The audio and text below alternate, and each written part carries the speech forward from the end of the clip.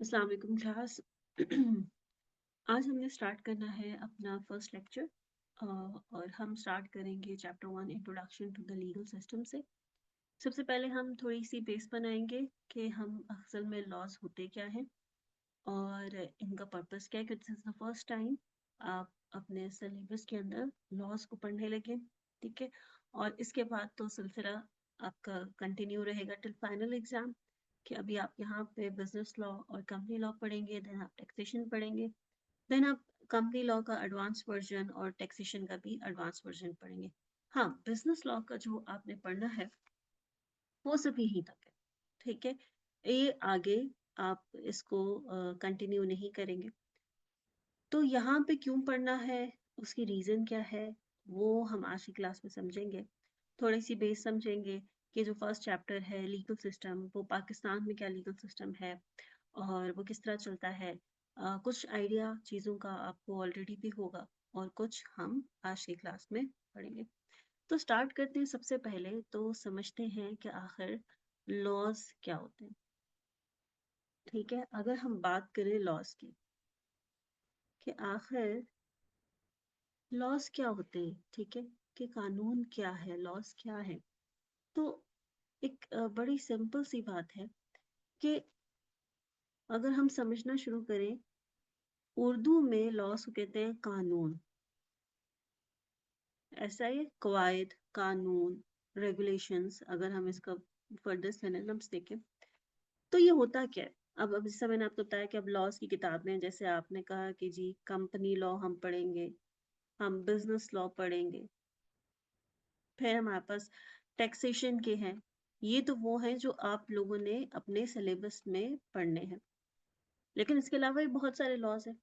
तो ये आखिर हैं क्या, इन लॉज के अंदर क्या लिखा हुआ है, इनके अंदर क्या लिखा होगा, व्हाट डू यू थिंक। इसके अंदर कोई रूल्स ऑफ रेगुलेशंस लिखे होंगे, ऐसा ही है। इसका मतलब क्या हुआ कि व्हाट कंपनी, बिजनेस लॉ या टैक्सेशन या एनी अदर लॉ,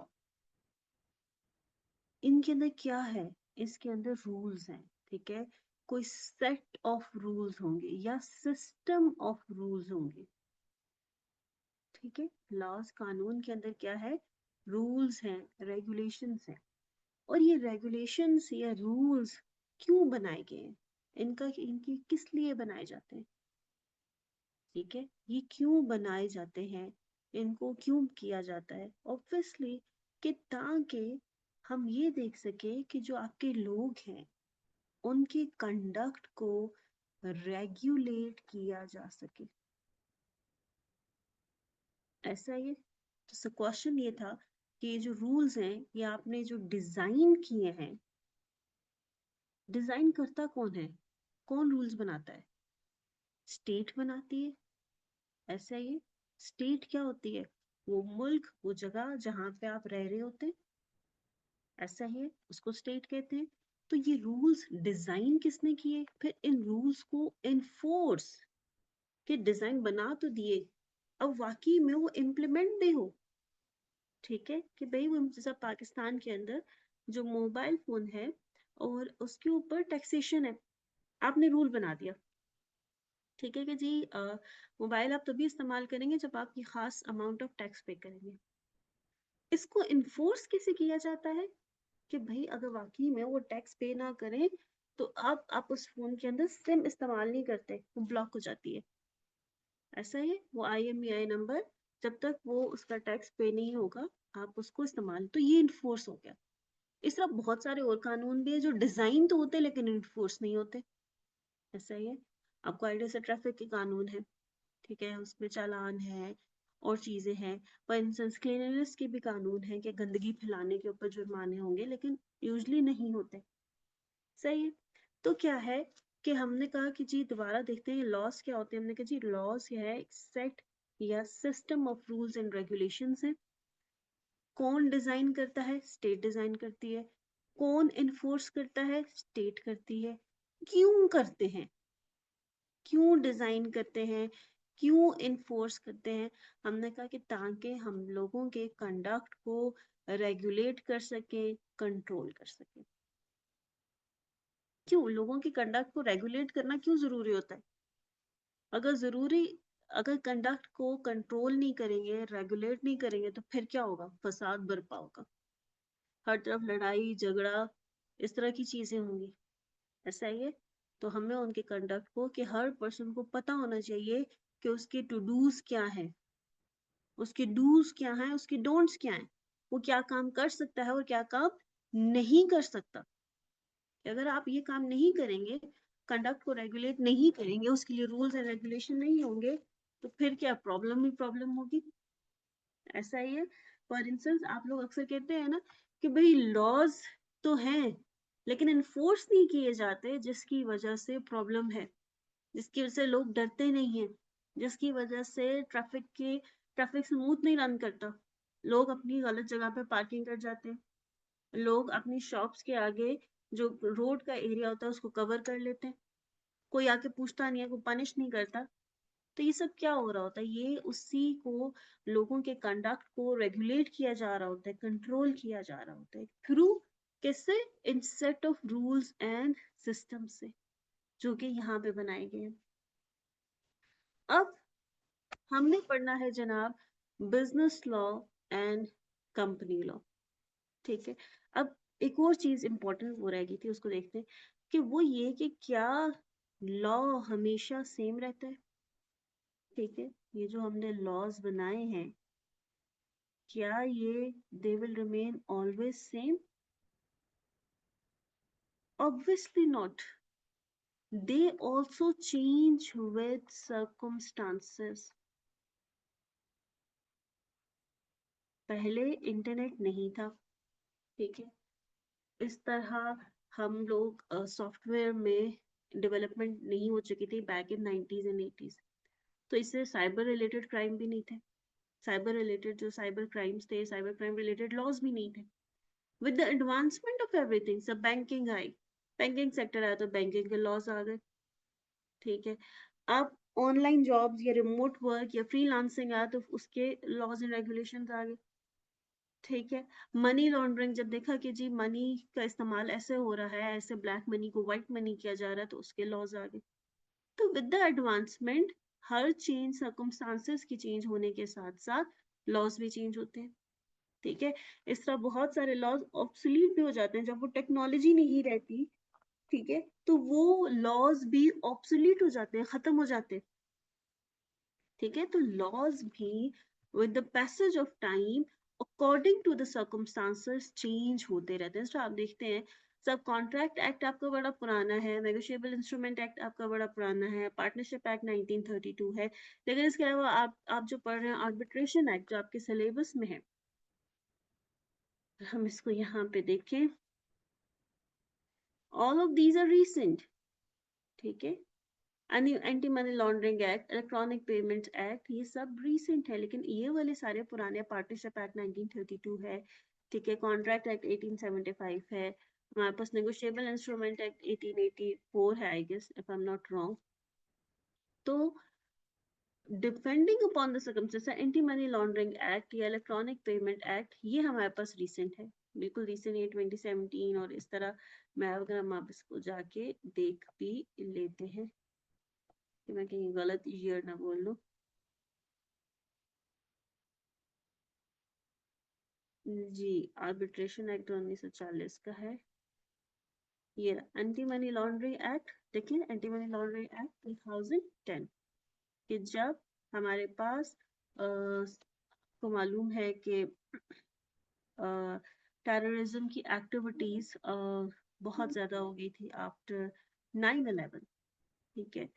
तो उसके बाद फिर जब चीज़ों के सोल्यूशन की तरफ जाना स्टार्ट हुआ, चीज़ों का कॉज देखना पड़ा, तो वहां पे फिर हमारे पास एंटी मनी लॉन्ड्रिंग एक्ट भी बना। ठीक है। हम देखते हैं हमारे पास जो दूसरा है इलेक्ट्रॉनिक पेमेंट। अच्छा, एक इशू है, बाहर चैप्टर पे लिखा हुआ है anti money laundering and electronic payment, और यहाँ पे चैप्टर पे लिखा हुआ है anti money arbitration act. Electronic payment तो रिसेंट है, आर्बिट्रेशन एक्ट पुराना है, फिर शायद ये मिस्टेक है, आप लोगों ने इसको ठीक कर लेना है। मैं भी देख रही थी कि आपका एंटी मनी और आर्बिट्रेशन इलेक्ट्रॉनिक पेमेंट कहाँ से आ गया। एक बार फिर चेक कर लेते हैं कि वाकई में गलती है। यस, कॉपी पेस्ट करते हुए गलती हो गई। ये आप इलेक्ट्रॉनिक पेमेंट आपके सिलेबस में नहीं है, यहाँ पे है आर्बिट्रेशन एक्ट। ठीक है, इसको आर्बिट्रेशन क्रॉस कर ले। So anti money laundering act हमने देखा जिससे 2010 में, ऐसे बहुत सारे लॉज एंड रेगुलेशंस हैं। सो आपका अपना कंपनी एक्ट जो है 2017 में बना है। ठीक है, क्यों 2017? क्यों, पुराना भी तो था। ठीक है, लेकिन क्या हुआ कि जाहिर बात है टाइम चेंज हो गया, आपकी रिक्वायरमेंट चेंज होगी, तो उसको फिर उस चेंज रिक्वायरमेंट को अडॉप्ट करते हुए आप उसको, लॉज चेंज हो जाते हैं, लॉज स्टेगनेंट नहीं रहते। अब यहाँ पे एक बड़े मजे की बात लिखी हुई है, अगर मैं आपको दिखाना चाहती थी। Yes, sources of law in Pakistan कहता है law consist of rules that regulate the conduct of individuals. वही बात मैंने जब आपको बताई कि लॉ के अंदर सेट ऑफ रूल्स होते हैं, सिस्टम ऑफ रूल्स होते हैं। ठीक है, जो कि स्टेट डिजाइन करती है, इन्फोर्स करती है। किस लिए करती है? ताकि आपके इंडिविजुअल्स, बिजनेसेस, ऑर्गेनाइजेशंस के कंडक्ट को रेगुलेट किया जा सके, कंट्रोल किया जा सके। Legal system is derived from English common law. जी, what exactly is English common law? जी, what is English common law? English common law क्या होता है जी? What do you think what gonna be the English common law?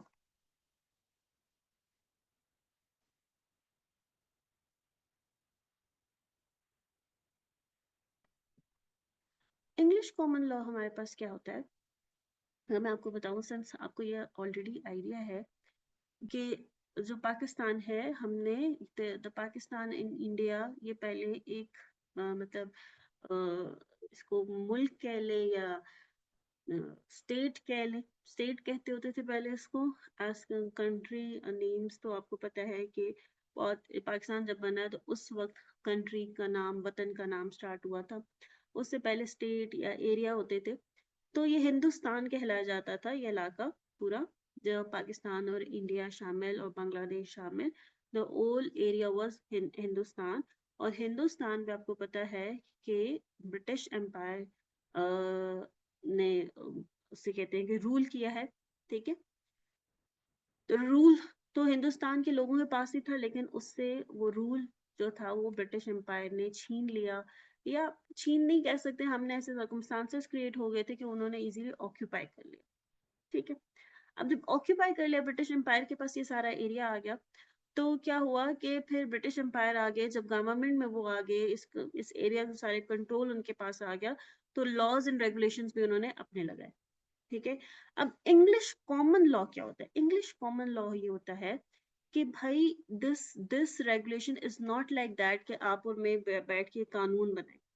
ठीक है, बल्कि ये क्या है, प्रॉपर जुडिशियल, जो आपकी कोर्ट्स में कोई भी मसला आता था उसके डिसीजंस हैं। ठीक है, जैसे आपने बड़ी एक फेमस बात सुनी होगी कायद आज़म मोहम्मद अली जिन्ना की, कि आपको, हम सबको मालूम ही है कि ही वाज अ लॉयर। ठीक है, तो उनके पास एक केस आया जिसमें लिखा, जिसमें उस जो पर्सन था उसको जो पेनल्टी मिल रही थी, दैट वाज डेथ पेनल्टी। ठीक है, जो भी उसका सिनेरियो था उसमें उसको डेथ पेनल्टी मिल रही थी। तो जब उन्होंने उसका वो जो भी डिसीजन हुआ, सब कुछ हुआ, द डे जिस दिन उसको डेथ पेनल्टी मिलनी थी, द लॉ में लिखा हुआ था the person is should be hanged. ठीक है, तो उन्होंने उन्होंने वो जब उसको हैंग किया, तो उसके बाद उन्होंने उसको स्टॉप कर दिया कि बस अब इसको उतार दो, क्योंकि जो पेनल्टी थी वो इसको मिल चुकी है। तो the people was like no, the person should be hang. उन्होंने कहा द पर्सन शुड, लॉ में हरगिज ये नहीं लिखा हुआ the person should be hang till death. ठीक है, तब पता चला oh there is a weakness in the statement, और वाकई में उस पर्सन को उतार दिया गया बिकॉज लॉ में ऐसा नहीं लिखा था। तो दिस इज क्या है, अब ये क्या हुआ कि अब कोर्ट ने अब जब दोबारा डिसीजंस देने स्टार्ट किए, तो उसमें वो अब क्या कहते थे, हैंग टिल डेथ। इसी तरह कोई एक नया केस के कोर्ट के पास आया, उसने वो केस पहले कभी नहीं आया था, उन्होंने जो उसका डिसीजन दिया, दिस इज जुडिशियल डिसीजन। तो इंग्लिश कॉमन लॉ कैसे बनाता है कि जो मसले आ चुके हैं उन मसलों पे जो भी कोर्ट ने सोल्यूशन दिया है, ठीक है, तो आप उसको क्या कहते थे, इंग्लिश कॉमन लॉ। तो हमने भी वही अडॉप्ट कर लिया, ठीक है। फिर जब पाकिस्तान बना, हमारे कॉन्स्टिट्यूशन बने, हमारा फाइनलाइज कॉन्स्टिट्यूशन जो 1973 में बना, ठीक है, फिर उस कॉन्स्टिट्यूशन के मुताबिक और इस्लामिक शरिया के मुताबिक पाकिस्तान में लॉज बनाए गए, ठीक है। अब सोर्सेज ऑफ लॉ पाकिस्तान में हमारे पास, मैं भी आपको हल्का सा बताऊंगी बिकॉज इसमें कुछ टर्म्स है जो हमारे लिए पहले पढ़ना जरूरी है, हम उनको देखेंगे फिर इसकी तरफ आएंगे। The first term is legislation, president, customs, and the last one is agreement. Legislation की अगर मैं हल्की फुल्की बात करूं तो लेजिस्लेशन क्या है, जो आप कानून बनाते हैं असल में खुद से, जो कानून बनाया है, जो आपने किताबें लिखी हैं कानून की, जैसे आपने कंपनीज एक्ट बना दिया, आपने बिजनेस लॉ बना दिया, आपने नेगोशिएबल इंस्ट्रूमेंट एक्ट बना दिया, आपने पार्टनरशिप एक्ट बना दिया, आपने टैक्सेशन के लॉज एंड रेगुलेशंस बना दिए, जो लॉ आपने खुद बनाए, आपने खुद ड्राफ्ट किए। प्रेसिडेंट, प्रेसिडेंट किसको कहते हैं, जो चीज एक पहले सेट हुई हो, कोई आपके पास एग्जाम्पल हो, मिसाल हो, ऐसा ही प्रेसिडेंट किसको कहते हैं, कोई मिसाल आपके पास होना है, नॉट रॉन्ग, ठीक है, एग्जाम्पल को लिख लेते हैं, मिसाल मैंने गलत लिखा हो, ठीक है। तो what example you have, example अब क्या होगी, जो किसी कोर्ट का डिसीजन होगा, ये लिखा हुआ जजमेंट और डिसीजन ऑफ सुपीरियर कोर्ट्स, ठीक है। तो वो जो एग्जाम्पल सेट हुई हुई है, जो प्रेसिडेंट सेट हुए हुए हैं, वहां से हम अपने अगर कोई उसी तरह का सिमिलर सिनेरियो हमारे सामने आता है तो हम उसको देखते हुए अपने नेक्स्ट सिनेरियो का सोल्यूशन निकालते हैं, कहते हैं कि अच्छा ये काम ऐसे होगा। Customs, what are the custom, custom are usually the belief, the practices, जो कि इतनी आपके उस सोशल के अंदर एम्बेडेड होती है, ये चीज ऐसे ही होनी है। जैसे कि हमारे पास हम अगर प्रॉपर्टी की डिस्ट्रीब्यूशन की बात करें तो हमारे पास इनहेरिटेंस के लॉज हैं जो इस्लामिक शरिया ने हमें दिए हैं, ठीक है, हम उसको फॉलो करेंगे। मैरिज से रिलेटेड, उसके डिवोर्स से रिलेटेड जो लॉज एंड रेगुलेशंस हैं जो कि शरिया ने दिए, हम उसी को फॉलो करते हैं। हमारे लॉज अब जाहिर सी बात है, as being a Muslim, different होंगे from the laws that are followed in England, जो कि रिलीजन क्रिश्चियनिटी हो सपोज, ठीक है। तो कुछ लॉज एंड रेगुलेशंस हमें मिलते हैं हमारे प्रैक्टिसेस से, हमारी बिलीफ से, ठीक है, जो कि हमारे इकोनॉमिक सिस्टम का पार्ट बन जाते हैं, सही। एग्रीमेंट, दो लोगों के दरमियान एग्रीमेंट हुआ किसी चीज पे, मैं तुमसे घर लूंगा रेंट पे और मैं तुम्हें इतने पैसे दूंगा, अब ये उन दोनों के दरमियान क्या है, ये उन दोनों का आपस के दरमियान एक लॉ बन गया है कि अगर रेंट टाइम पे ना दिया तो उसकी ये पेनल्टी होगी, ये होगा, ठीक है। तो इसमें हम फर्दर डिटेल में भी बात करेंगे। यहाँ पे कुछ डिफरेंसेस है सिविल लॉ और क्रिमिनल लॉ के, पर अभी हम ये नहीं करेंगे, कॉन्स्टिट्यूशन है। अब कॉन्स्टिट्यूशन की मजे की बात है कि आपने इसको, ये सिर्फ उसकी हेडिंग्स हैं, ठीक है, डिटेल नहीं है, हेडिंग्स हैं कि कॉन्स्टिट्यूशन की ये हेडिंग्स हैं, ये पार्ट्स हैं, ये आर्टिकल्स हैं, उसके अंदर ये लिखा होगा और आपने भी एज इट इज इसका पूरा रटा मार लेना होगा कि जी अच्छा जी पार्ट 3 में ये है, पार्ट 4 में ये है, पार्ट 5 में ये है, पार्ट 6 में। सो कुछ चीजें जो हमारे पास यहाँ पे हैं, जो कि हमने देखना है कि पाकिस्तान का जो लेजिस्लेशन सिस्टम है, कानून साजी, वो होती कैसे है, वो हमारे लिए जरा समझना जरूरी है कि ये कैसे होती है। सबसे पहले यहाँ पे हमारे पास कुछ 3 लाइनों में बड़ी इंपॉर्टेंट बातें लिखी हुई हैं और हम इसको यहीं से कवर करेंगे।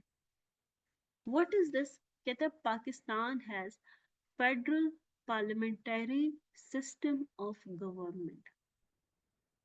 Federal parliamentary system of government से मुराद क्या है, वो आगे, with the president as the head of state. कि पार्लियामेंट्री सिस्टम क्या होता है, कि इसमें एक अदद प्रेसिडेंट होता है जो कि स्टेट का हेड है, and popularly elected prime minister as head of government, और गवर्नमेंट का हेड है prime minister. Federal legislature is bicameral Majlis Shura composed of President, National Assembly and Senate. अब ये 3 लाइनें इतनी इंपॉर्टेंट हैं उसने उससे इतनी ज्यादा बातें कर दी, हम समझते हैं कि ये क्या बातें कर रहा है और इनका क्या मतलब।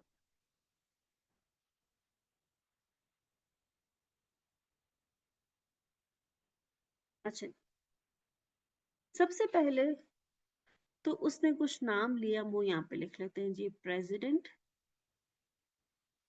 प्राइम मिनिस्टर,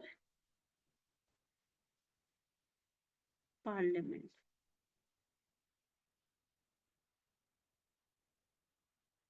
सबसे पहले हम बात करते हैं प्राइम मिनिस्टर की, क्योंकि उसने कहा ये पॉपुलरली इलेक्टेड पर्सन होता है। प्राइम मिनिस्टर क्या होते हैं? प्राइम मिनिस्टर जनाब हमारे पास है कि पाकिस्तान, अगर हम देखें ओवरऑल, उसमें हमारे पास मेन 4 प्रोविंसेस हैं, ठीक है? पंजाब, KPK, सिंध, बलूचिस्तान, और हमारे पास जो इसके साथ एक प्रॉपर स्टेट है जो कि है गिलगित बल्तिस्तान, और अनदर स्टेट जो हमारे साथ जिसने पाकिस्तान के साथ एसोसिएशन की हुई है वो है AJK। अब AJK क्या है इसका, इसमें एक डिफरेंस वो ये है कि ये हमारे पास ये जो स्टेट जिसने पाकिस्तान के साथ एसोसिएशन शो की हुई है, इसकी अपना सब कुछ है, इसकी अपनी गवर्नमेंट है सारी, इसका प्राइम मिनिस्टर भी अपना है, इसका प्रेसिडेंट भी अपना है, इसकी पार्लियामेंट वगैरह सब कुछ इसका अपना अपना है। अगर बात करें बाकी सबकी, तो हमने कहा जी ये पंजाब, KPK, सिंध, बलूचिस्तान, गिलगित बल्तिस्तान, यहाँ पे होता है कि पॉपुलेशन वाइज इनको डिवाइड किया गया। सपोज हमने कहा जी सबसे ज्यादा पॉपुलेशन है पंजाब की, फिर सिंध की है, फिर KPK की है, फिर बलूचिस्तान की है, और लास्ट में हमने कहा जी गिलगित बल्तिस्तान की है। अब पॉपुलेशन वाइज क्या होता है कि यहाँ पे अब एरियाज बनाए जाते हैं, ठीक है? एरियाज हो सकते हैं, आप पंजाब के फॉर इंस्टेंस आगे हमारे पास सिटी है, सिटी के अंदर डिस्ट्रिक्ट्स होंगी सपोज, तो हमने कहा सपोज उसी का हम वो एरियाज बना लेते हैं। अब हर एरिया में से एक, मतलब मुख्तलिफ लोग, कौन सा हमने एरिया में डिस्ट्रिक्ट में सपोज 2 एरियाज बना दिए। अब हर 2 एरिया में एक का नाम A रख लेते हैं, एक का नाम B रख लेते हैं। A एरिया में 5 लोग कंटेस्ट करते हैं इलेक्शन। अब किस चीज के लिए, कि कंटेस्ट किस चीज के लिए हो रहा है, किस सीट के लिए हो रहा है? हमने कहा ये जो पार्लियामेंट होती है इसमें 2 महकमे होते हैं, एक नेशनल असेंबली होता है, एक सेनेट होता है।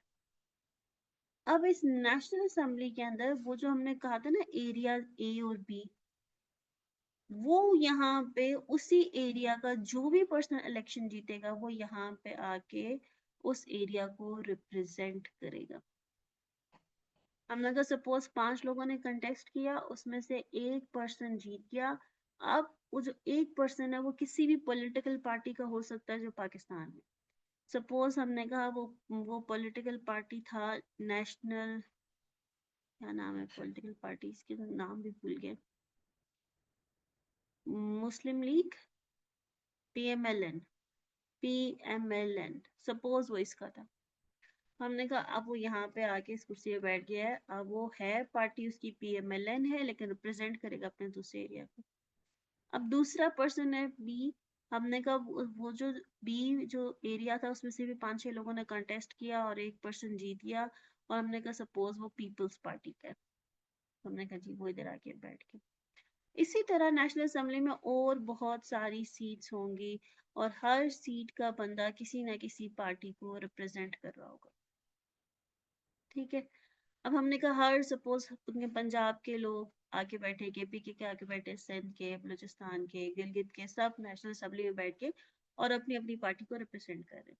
फिर इसमें से काउंटिंग होती है, सपोज ये PP है, ये PMLN है, ये PMLN Q है, वट जो भी पार्टीज है। फिर काउंटिंग होती है, फिर देखा जाता है कि कौन सी पॉलिटिकल पार्टी को सबसे ज्यादा वोट मिले, 1 पे कौन है, 2 पे कौन है, 3 पे कौन है। जो पॉलिटिकल पार्टी विन करती है जो भी पॉलिटिकल पार्टी विन करती है, सपोज हमने कहा PMLN के जो वोट थे वो 200 लोग उसके नेशनल असेंबली में आके बैठ के, अब क्या होगा कि अब इन्हीं लोगों में से ये जो जो लोग विन किए हुए हैं, यही पार्टी के लोग सेलेक्ट करेंगे किसी एक पर्सन को as to be prime minister. Usually होता है कि जो भी सेकंड वाली पार्टी है वो अपना एक पर्सन नॉमिनेट करती है, थर्ड वाली भी अपना पर्सन नॉमिनेट करती है, फिर वोट करते हैं। तो ऑब्वियस है, अगर सपोज जो सेकंड है उसके 100 वोट हैं, इसके 50 वोट हैं, अब ये वाले 100 वोट ही अपने वाले बंदे को देंगे, ये 50 ही देंगे, लेकिन सबसे ज्यादा वोट किसके पास होंगे? इनके पास होंगे। तो दैट इज ऑब्वियस कि जो पार्टी नेशनल असेंबली के इलेक्शंस को विन करती है, उसी पार्टी का person as a prime minister select होता है। तो इसी वजह से यहाँ पे उसने ये बात की कि जी popularly elected prime minister as head, popularly ये जो ऑब्वियसली जो पार्टी विन करेगी उसका जो पर्सन होगा वो ही प्राइम मिनिस्टर होगा जो उसने नॉमिनेट किया होगा। इसीलिए लिखा हुआ है popularly elected prime minister as head of government. ठीक है, कि प्राइम मिनिस्टर कौन होता है? जिसको उसकी पार्टी के लोग में जो पार्टी मेजोरिटी में विन करती है नेशनल असेंबली के इलेक्शंस, उसको वो वोट करते हैं, नॉमिनेट करते हैं कि ये इस गवर्नमेंट का प्राइम मिनिस्टर हो। ठीक है, अगर हम नीचे देखें प्राइम मिनिस्टर की तरफ, क्या लिखा हुआ है? Prime minister must be nominated and elected by the majority of members in the national assembly. मैंने आपको बता दिया कि नेशनल असेंबली के मेंबर्स किस तरह आते हैं कि वो अपने अपने एरिया के इलेक्शन को कंटेस्ट करते हुए वहां पे आते हैं। That individual is then appointed as prime minister by the president। और फिर जो इंडिविजुअल जिसके पास सबसे ज्यादा वोट होते हैं, जिसको पार्टी वोट करती है, वो क्या बनता है? उसको अपॉइंट कौन करता है? प्रेसिडेंट करता है। अब अगली कहानी पे चलते हैं। हमने ये देख लिया कि जी प्राइम मिनिस्टर कैसे बना, कि जी नेशनल असेंबली के, हमने कहा जी ये नेशनल असेंबली है, सपोज ये उसकी सीट्स हैं, इसमें से जो भी, हमने कहा सपोज पार्टीज के नाम रख लेते हैं ABC, ABCD, ABCD। तो हमें ये पता चल रहा है कि ये जो पॉलिटिकल पार्टी ए है इसके लोग ज्यादा हैं, 1 2 3 4 5, 5 लोग ए के हैं। बी के कितने हैं? हमने कहा जी बी के हैं 2 लोग, सी के हैं 3 लोग, और डी के हैं 1। तो इसका मतलब है ए पॉलिटिकल पार्टी जीत गई। अब ए पार्टी जो जीती है ये अपना पर्सन एक नॉमिनेट करेगी, और ये जो सब बी भी नॉमिनेट करेगी, सी भी नॉमिनेट, अब डी में तो है ही एक, तो जो नॉमिनेट करेंगे अपना अपना पर्सन, सपोज उसका नाम हम XYZ रख लेते हैं। अब फिर उसकी वोटिंग होगी, तो डेफिनेटली ए के एक्स के वोट 5 हैं, तो सबसे ज्यादा इसी को वोट मिलेंगे, तो ये क्या बन जाएगा? Prime minister. अब प्राइम मिनिस्टर क्या करेगा? प्राइम मिनिस्टर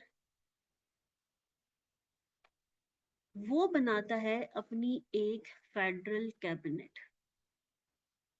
फेडरल कैबिनेट का मतलब क्या होता है? जिसको हम यहाँ पे पाकिस्तान में देखें, जो उसके वजीर होते हैं, खासो खास वजीर। ठीक है, अब क्या होगा? अब उसकी जो ये जो 5 लोग जो थे जिन्होंने इलेक्शन कंटेस्ट किए, इन्हीं में से किसी को वो, हर एक को एक अपॉइंटमेंट देगा। अपॉइंटमेंट किसकी देगा? मिनिस्ट्री की देगा। मिनिस्ट्री क्या होते हैं? ये डिपार्टमेंट्स हैं गवर्नमेंट के। For instance finance, ministry of finance, ministry of education, ministry of telecommunication media, जैसे आप लोग नाम सुनते हैं नेपरा। ठीक है, कि ये जो आपकी टेलीविजन पे सब कुछ ब्रॉडकास्ट हो रहा था उसका इंटरनल अफेयर्स को देखने वाले होते हैं। हमारे पास मिनिस्टर ऑफ ट्रांसपोर्टेशन होते हैं। ठीक है, minister of laws and regulations हैं। ठीक है, मिनिस्ट्री ऑफ ह्यूमन राइट्स हैं, तो मिनिस्ट्री ऑफ स्पोर्ट्स हैं।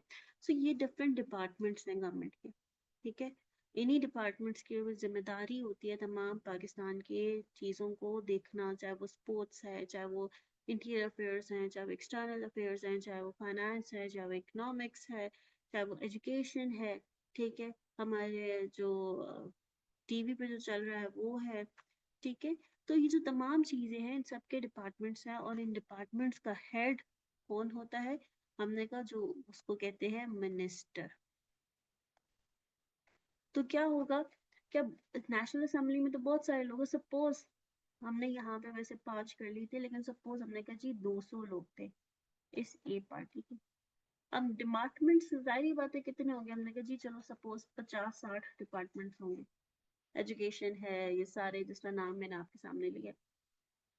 तो अब क्या होगा कि ये जो प्राइम मिनिस्टर है, ये खुद इन्हीं लोगों में से इलेक्ट करेगा लोग जो इसकी फेडरल कैबिनेट में बैठेंगे, जो इसके खासो खास वजीर होंगे, जिनको ये डिपार्टमेंट का हेड बनाएगा। और उन डिपार्टमेंट्स को हमने कहा मिनिस्ट्रीज कहते हैं, और उस डिपार्टमेंट के हेड को हम कहेंगे मिनिस्टर। और ये तमाम लोग प्राइम मिनिस्टर को हेल्प आउट करेंगे, असिस्ट करेंगे, ताकि वो अपने डिसीजंस को बेहतर तौर पे ले सके। ये देखिए लिखा हुआ, prime minister is assisted by federal cabinet, a council of ministers. ये जो फेडरल कैबिनेट उसमें कहाँ से लोग आते हैं? ये काउंसिल ऑफ मिनिस्टर्स है, whose members are appointed by the president on advice of prime minister. के लोग अपॉइंट किए जाते हैं, प्रेसिडेंट अपॉइंट करता है, लेकिन किसकी एडवाइस पे? कौन मशवरा देता है? प्राइम मिनिस्टर देता है। फेडरल मिनिस्टर्स, ये वही लोग जो जिनको हमने मिनिस्ट्रीज दी थी, अब उनको फेडरल मिनिस्टर्स कह रहे हैं, are supported by secretaries and other government officers. Obviously आपको पता है कि अब एक मिनिस्टर है, उसको हेल्प करने के लिए बहुत सारे लोग मौजूद होंगे, जो कि क्या बनाएंगे? पॉलिसीज बनाएंगे, जो कि क्योंकि अब एक इदारा, फॉर इंस्टेंस एजुकेशन है, अब पाकिस्तान में तमाम तर एजुकेशन के जो मसाइल है उसको department of education, ministry of education देखेगी। अब फाइनेंस से रिलेटेड तमाम कानून साजी, तमाम चीजें मिनिस्ट्री ऑफ फाइनेंस करेगी। इकोनॉमिक्स के रिलेटेड, इंटीरियर अफेयर्स के रिलेटेड, एक्सटर्नल अफेयर्स से रिलेटेड, हमारी फॉरेन पॉलिसी से रिलेटेड तमाम चीजें वही डिपार्टमेंट करेगा। ठीक है, तो इसीलिए हमने कहा कि वो जो मिनिस्टर उसको सपोर्ट करने के लिए और गवर्नमेंट ऑफिशियल्स होते हैं, प्लस सेक्रेटरीज होते हैं। ये जो गवर्नमेंट ऑफिसर, ये सेक्रेटरीज होते हैं, ये कौन लोग होते हैं? ये यूजली वो लोग होते हैं जो सीएसएस का एग्जाम पास करके जाते हैं। ठीक है, ये वो लोग होते हैं जो उन्होंने प्रॉपर बैचलर्स के बाद सीएसएस का एग्जाम पास किया होता है, और उसके बाद उनको कोई ना कोई डिपार्टमेंट असाइन होता है। ये वो लोग होते हैं, और फिर ये इनकी हेल्प आउट करते हैं इन दी पॉलिसी मेकिंग। सो हमने आज देख लिया सिस्टम। सबसे पहले हमने देखा कि जी लॉज क्या है, रेगुलेशंस क्या है, इनका पर्पस क्या है। ठीक है, हमारे पाकिस्तान में कौन से लॉज एंड रेगुलेशंस चल रहे हैं, उसके सोर्सेस क्या हैं। और फिर थोड़ा बहुत हमने देख लिया कि अच्छा जो सोर्स, पहला सोर्स जो हमारे पास बनाने का है वो पार्लियामेंट है। पार्लियामेंट में हमने देख लिया कि जी नेशनल असेंबली क्या काम करती है, उस नेशनल असेंबली का जो हेड ऑफ गवर्नमेंट है वो कौन है, वो इलेक्ट कैसे होता है, वो अपनी कैबिनेट कैसे बनाता है, और उसमें बैठे हुए लोग कैसे कानून साजी करते हैं। So that's it for today. इंशाल्लाह हम इसको यहीं से अगले लेक्चर्स में कंटिन्यू करेंगे। आप लोगों ने इसको अच्छे से पढ़ना है, समझना है, और उसी तरह जिस तरह मैं आपको रिवाइज करवाया कि इसके अंदर हमने ये पढ़ा है, ये चीजें हैं, आपने भी इसको एज इट इज करना है। ये नहीं कि रट्टा मारना शुरू कर दें, प्राइम मिनिस्टर जस्ट ऐसे नहीं करना। ठीक है, तो यहाँ पे करते हैं आज की क्लास को and. Thank you so much जनाब, एंड अल्लाह हाफिज।